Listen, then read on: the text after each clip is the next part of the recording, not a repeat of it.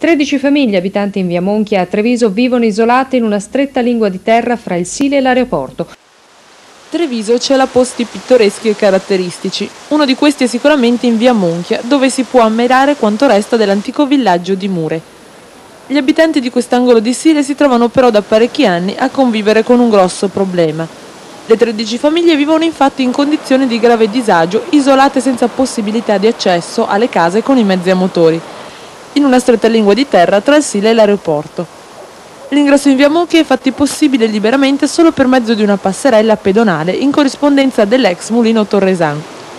L'alternativa ai residenti è data anche dal passaggio attraverso il territorio militare dopo difficili pratiche burocratiche.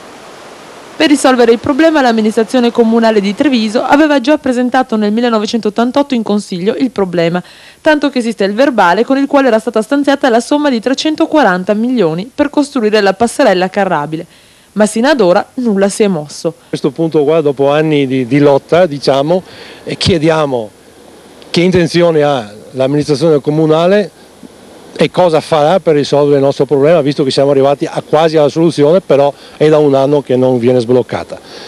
Forse loro penseranno, è un mio pensiero, che noi moriamo tutti così il problema è risolto da se stesso.